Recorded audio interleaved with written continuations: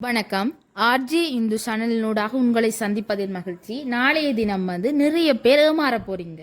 எப்படி ஏமாற போறீங்கன்னு சொன்னா, சமீப காலமாகவே சமூக வலைதளங்கள்ல ஒரு செய்தி ஒன்று பரவலாக எல்லாராலும் பரப்பப்பட்டு கொண்டு வருகின்றது. அதில் எந்த அளவுக்கு உண்மை இருக்குன்னு தெரியாமலே எங்களுடைய மக்கள் அதில் ஏமாற்றப்பட்டு கொண்டே இருக்கிறார்கள்.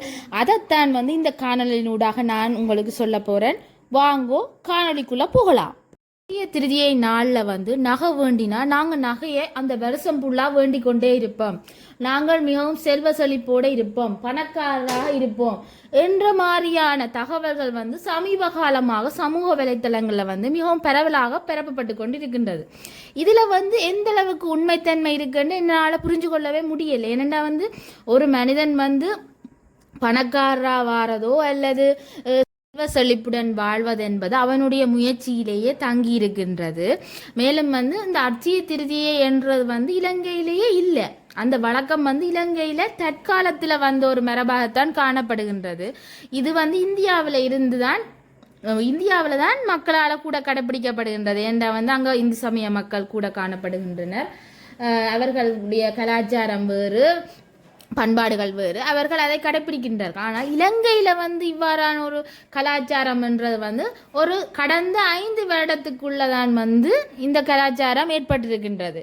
அதுவும் தற்காலத்தில் தங்கத்தினுடைய மதிப்பானது மிகவும் அதிகரித்து கொண்டிருக்கிற இந்த சந்தர்ப்பத்தில் ஒரு குண்டுமணி தங்கம் என்றாலும் வேணுங்கோ, நீங்க பணக்காரரா வந்துடுவீங்க போன்ற விளம்பரங்களின் ஊடாக மக்களுடைய மனதில் இந்த தங்கத்தை வேண்ட வைக்கிறதுக்கான ஒரு ஆசை ஏற்படுத்தி கொண்டே இருக்கிறார்கள் விளம்பரதாரர்கள்.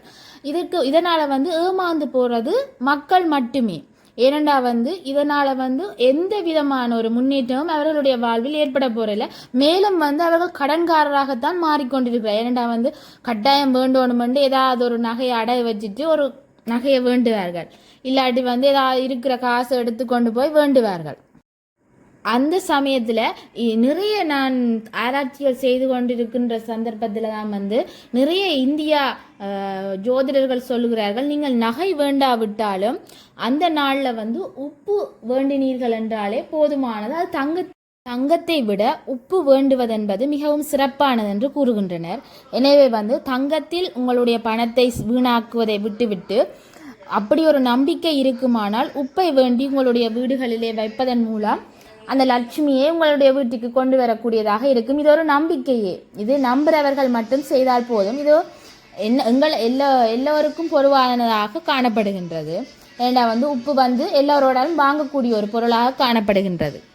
மேலும் இவ்வாறான விளம்பரங்களை கண்டு ஏமாறாதீர்கள் என்றுதான் நாங்கள் சொல்லுவோம். 5000 ரூபாவிலிருந்து தங்கம், 5500 ரூபாவிலிருந்து தங்கம் பெறலாம், இவ்வாறான தலைப்புகளினூடாக மக்களை ஏமாற்றும் முயற்சியிலேயே சிலர் ஈடுபட்டு கொண்டிருக்கின்றனர் என்பதை நாங்கள் தெளிவாக தெரிந்து கொள்ள வேண்டும். சென்ற வருடம் அட்சய திருதியை நாளில் நகை வேண்டினவர்கள் கமெண்ட்ஸில் குறிப்பிடுங்க, உங்களுடைய நகை பெருகி இருக்கிறதா என்பதை குறிப்பிடுங்கள். இது ஒரு மக்களுக்கான ஒரு சான்றாக காணப்படும். இந்த விடயத்தை தான் நான் உங்களோட பகிர்ந்து கொள்ள வேண்டும் என்று ஆசைப்பட்டேன். நன்றி.